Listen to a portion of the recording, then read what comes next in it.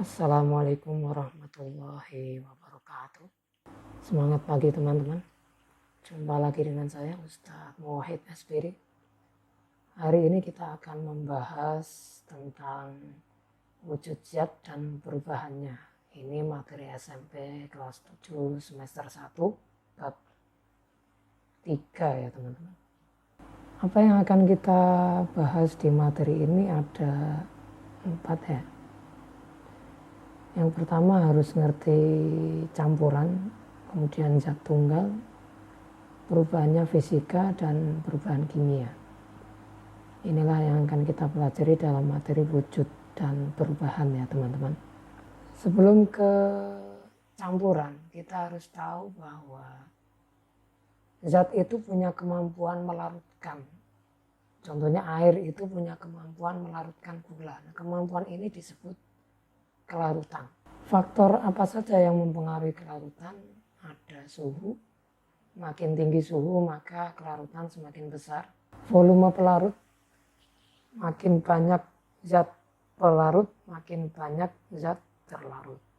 Ukuran, makin kecil ukuran maka makin mudah terlarut. Ini kenapa ketika kita melarutkan garam, garam akan mudah terlarut dengan ukuran yang berbentuk serbuk dibandingkan dengan yang bentuk kristal. Jadi faktor kelarutan cepat tidaknya ada 3 faktor, yaitu suhu, volume, dan ukurannya ya. Kita masuk ke campuran. Apa itu campuran teman-teman? Terdiri dari 2 zat atau lebih yang masih mempunyai sifat asalnya. Terbagi menjadi 2, ada homogen dan heterogen. Kalau homogen berarti campurannya ini sudah tidak bisa dibedakan nih secara fisik. Misalnya air dengan gula, kita sudah tidak bisa membedakan mana air dan mana gula karena sudah homogen. Kemudian heterogen masih bisa kita bedakan. Dengan mata masih bisa kita lihat. Ketika pasir kita campur dengan air, mana airnya, mana pasirnya masih bisa kita bedakan. Nah, itu heterogen. Zat tunggal adalah materi yang terdiri atas satu jenis zat saja. Itu yang dinamakan zat tunggal, contohnya air, H2O, garam, gula, kayu, emas, itu semua zat tunggal. Dibedakan menjadi 2 zat tunggal ini, yaitu ada unsur. Unsur adalah zat tunggal terkecil yang tidak bisa diuraikan lagi secara kimia. Contohnya Fe itu besi, H itu hidrogen, C itu karbon, O itu oksigen. Senyawa, senyawa adalah gabungan unsur.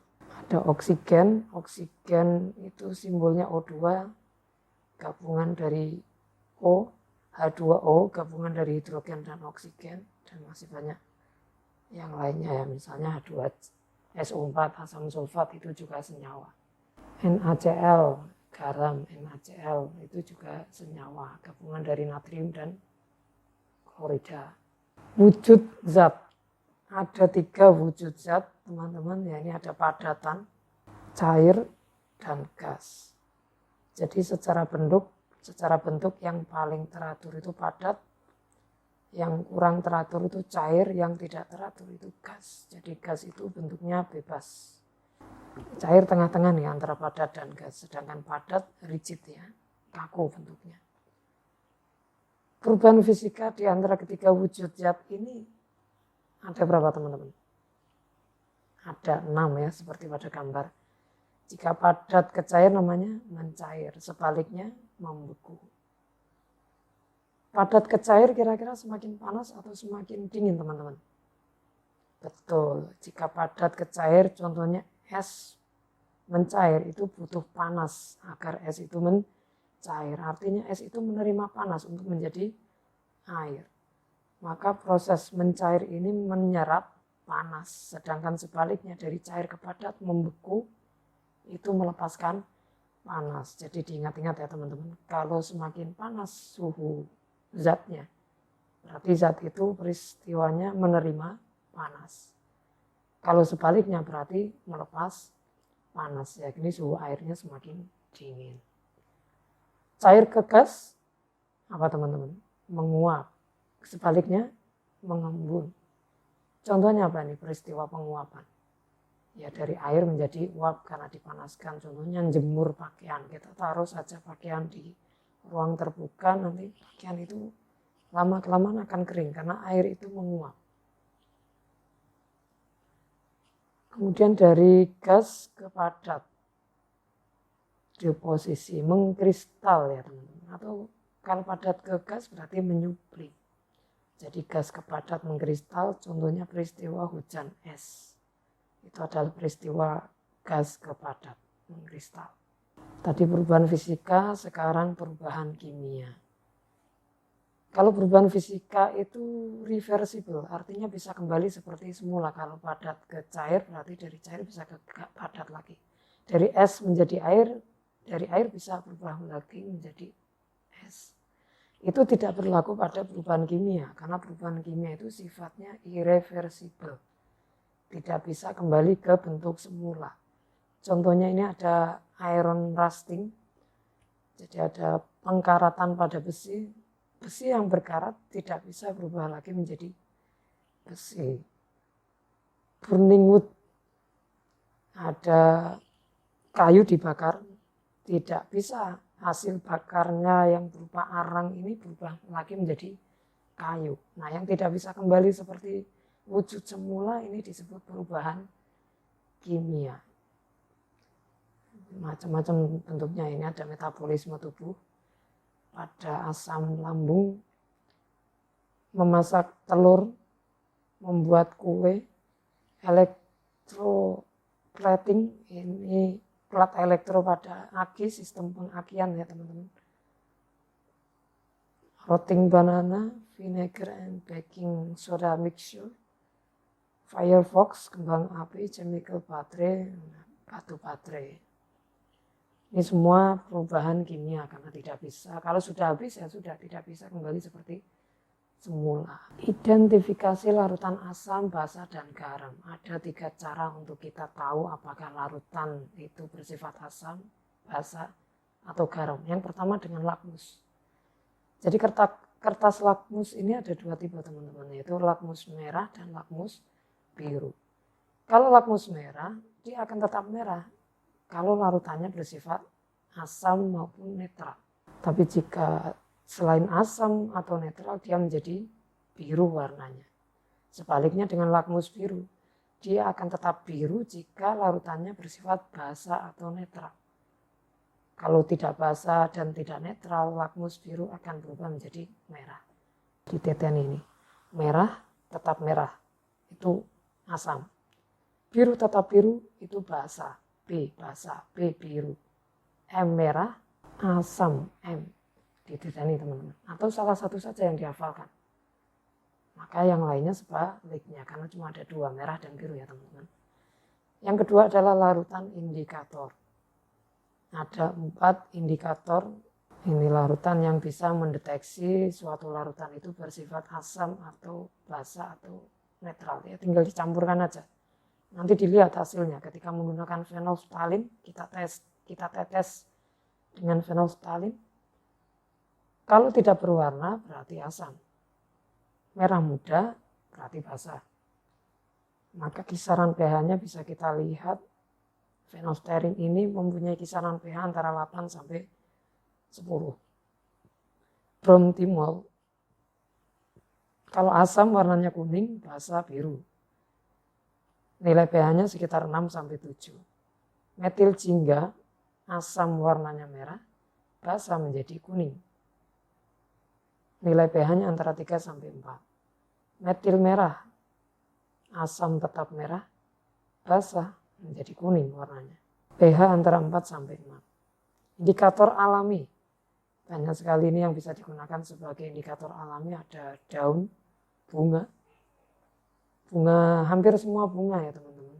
Ada bunga sepatu, mawar, bougainville. Kemudian ada kunyit, kulit manggis, dan kubis ungu. Ini adalah indikator alami yang bisa digunakan untuk mendeteksi apakah larutan itu asam atau basa. Di sini contohnya ekstrak kubis ungu. Kalau asam ditetesi akan menjadi merah. Asam menjadi merah. Basa menjadi hijau, garam menjadi ungu. Awalnya ungu tetap ungu, tidak berubah kalau garam. Asam menjadi merah, basa menjadi hijau. Ini kalau kita gunakan ekstrak kubis ungu. Silakan bisa dicoba di rumah yang punya kubis ya teman-teman. Diekstrak, ditumbuk, kemudian diperas, campurkan dengan suatu larutan. Sifat asam, ciri khas asam ini dia memiliki ion H+ ya teman-teman. Secara rasa dia masam, bereaksi dengan logam menghasilkan H2. Bereaksi dengan logam karbonat, hampir semua logam menghasilkan H2 kalau bereaksi dengan asam. Tapi kalau khusus logam karbonat ini menghasilkan CO2, karbon dioksida ya teman-teman. Di sini ada tabel nama-nama asam yang sering dijumpai. Yang pertama diurut dari yang pertama sampai terbawah. Jadi urutan teratas itu paling sering dijumpai teman-teman, yaitu asam asetat CH3COOH. Terdapat dalam larutan cuka. Asam askorbat C6H8O6 ada di dalam jeruk, tomat, dan jenis sayuran ya teman-teman. Asam sitrat C6H8O7 pada jeruk. Asam borat H3BO3 pada larutan pencuci mata. Asam karbonat H2CO3, minuman berkarbonasi. Asam klorida HCl. Nah, asam lambung kita itu banyak mengandung HCl. Ini kalau terlalu banyak asamnya juga tidak bagus ya teman-teman. Jadi hati-hati biar asam lambungnya tidak terlalu tinggi dengan cara tertib makannya ya. Pagi, siang, sore. Jangan telat. Jangan malas-malasan untuk makan. Asam nitrat HNO3 ada pada pupuk dan bahan peledak TNT, ini asam nitrat. Asam fosfat H3PO4 pada deterjen dan pupuk juga.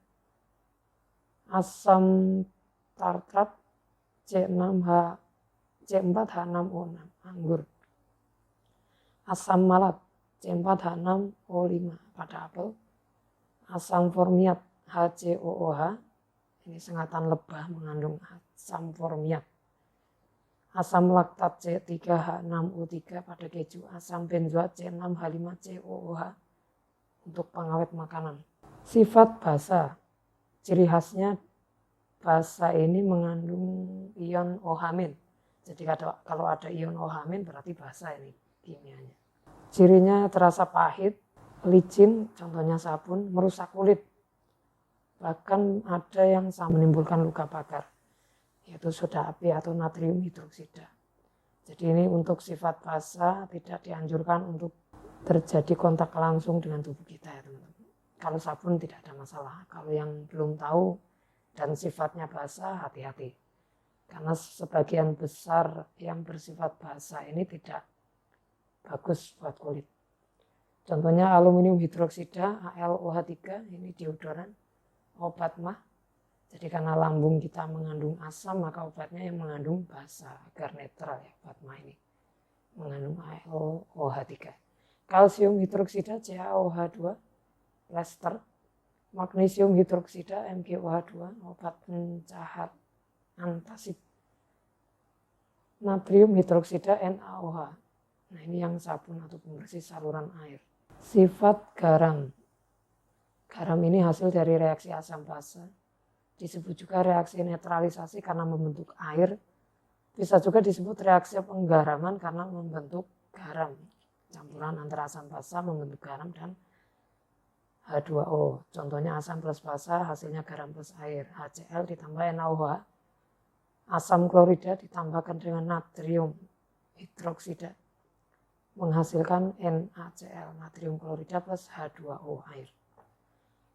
Contoh garam ada natrium klorida, garam dapur, kegunaannya penambah rasa, kalsium karbonat, CaCO3, kalsit, bahan cat, kalium nitrat, KNO3, salpeter sebagai pupuk, kalium karbonat, K2CO3, potas, bahan sabun, natrium fosfat, Na3PO4, TSP, bahan deterjen, amonium klorida, NH4Cl, salmoniak, bahan baterai, amonium klorida.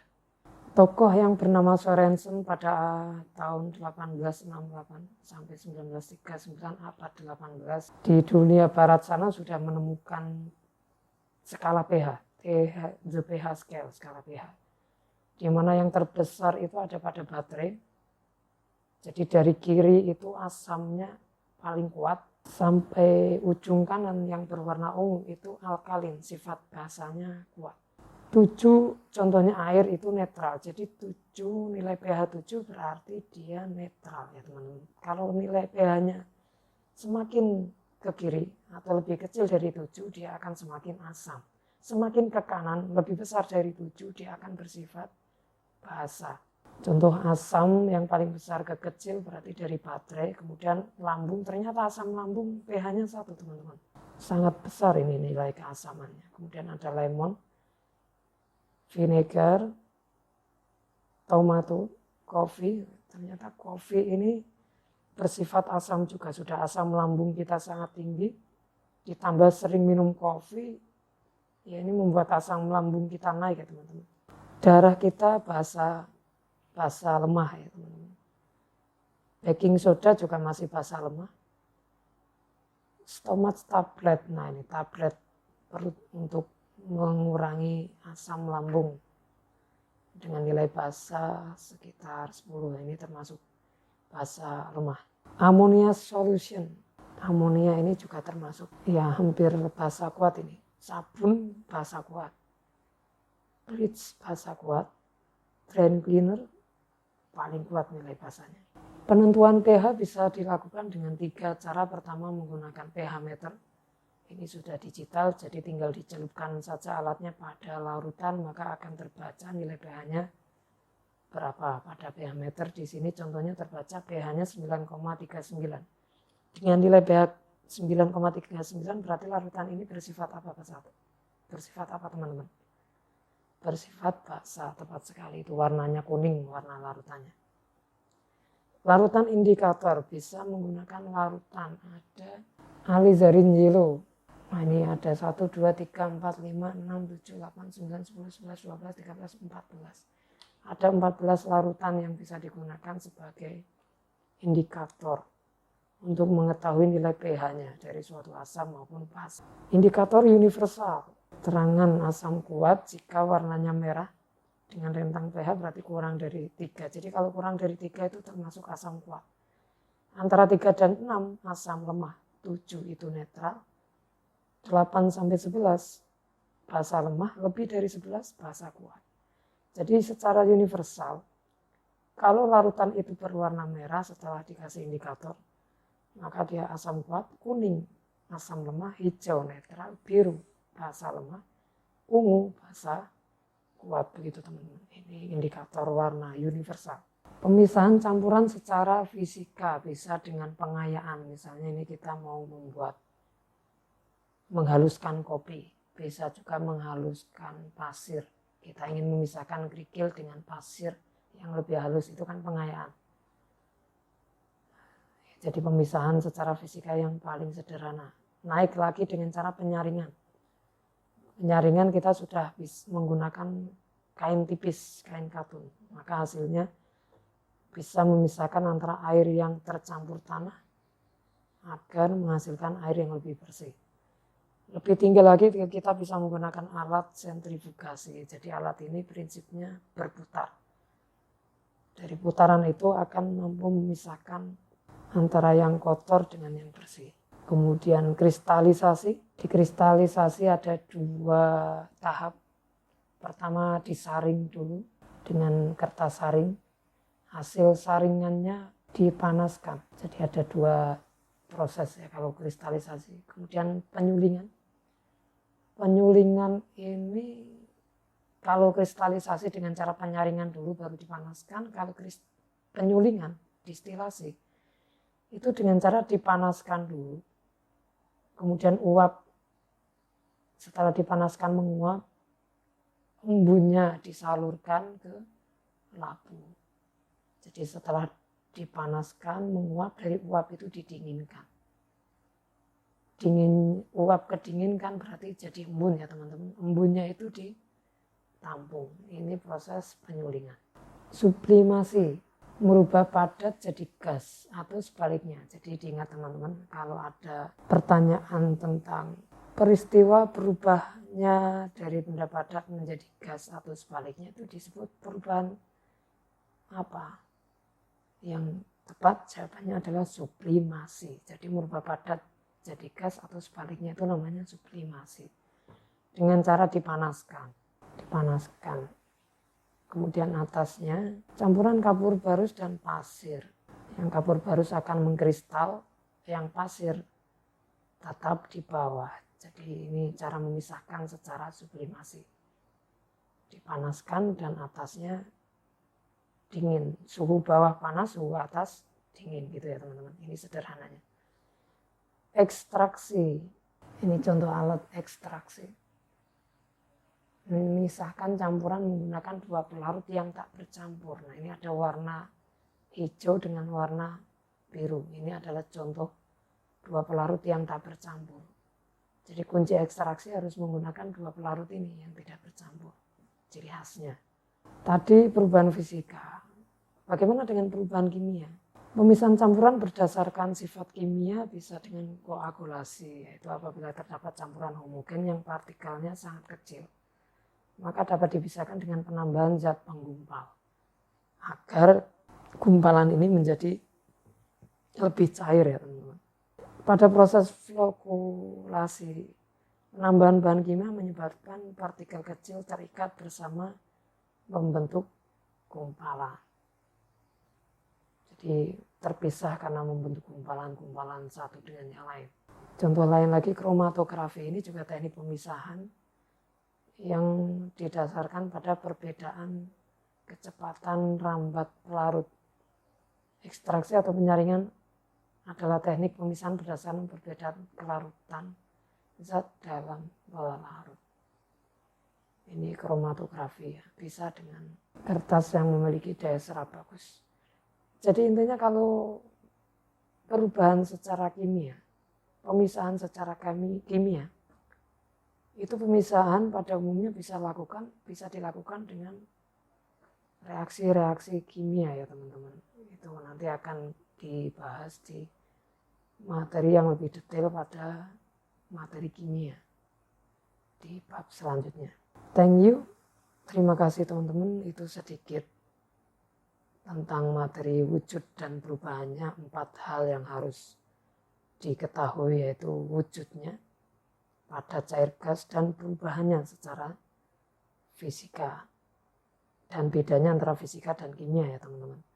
Itulah inti yang harus diketahui dari materi bab 3 wujud dan perubahannya. Thank you teman-teman, tetap semangat pagi, see you next time, dan terus dukung kami. Sampai jumpa di video selanjutnya. Wassalamualaikum warahmatullahi wabarakatuh.